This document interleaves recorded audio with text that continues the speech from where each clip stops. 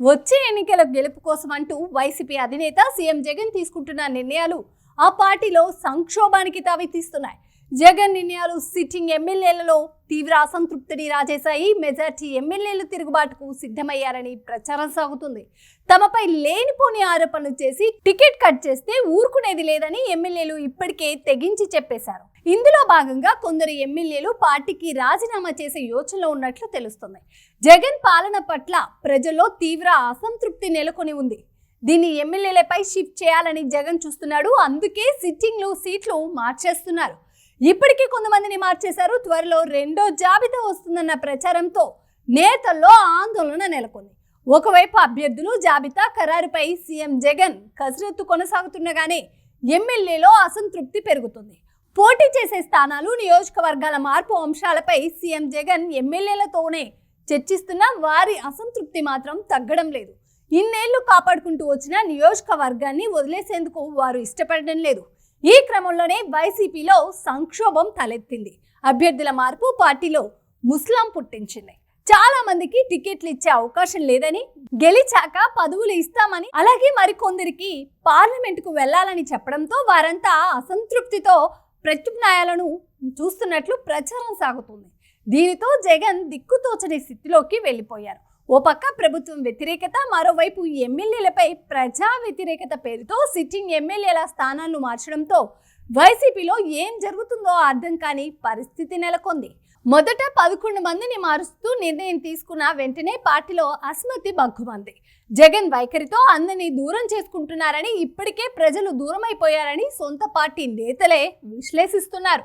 జనానికి ముఖం చాటేస్తూ పర్యటనలు చేసుకోవడం, అభివృద్ధి అటకెక్కించడం వంటి కారణాలతో జగన్ జనానికి ఎప్పుడో దూరమైపోయారని చెబుతున్నారు.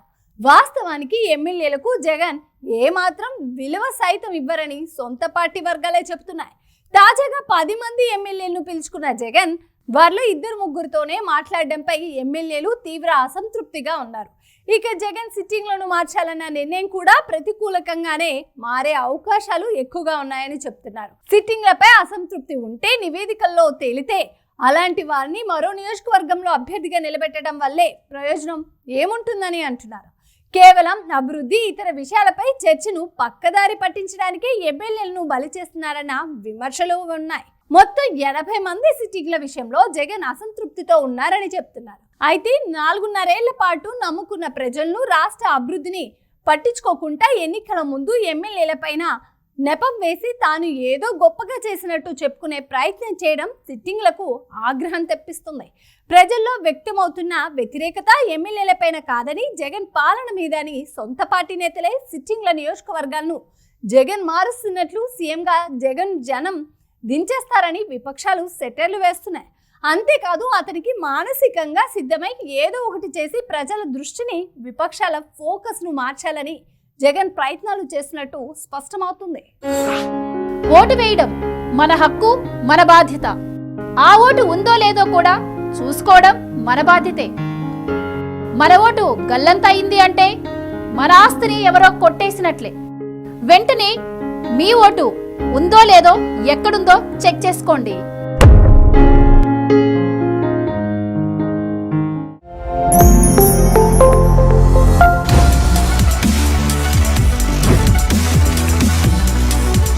ఈ వీడియో కనుక మీకు నచ్చినట్టయితే లైక్ చేయండి, షేర్ చేయండి, సబ్స్క్రైబ్ చేయండి. అలాగే పక్కనే ఉన్న బెల్ ఐకాన్ని క్లిక్ చేయండి.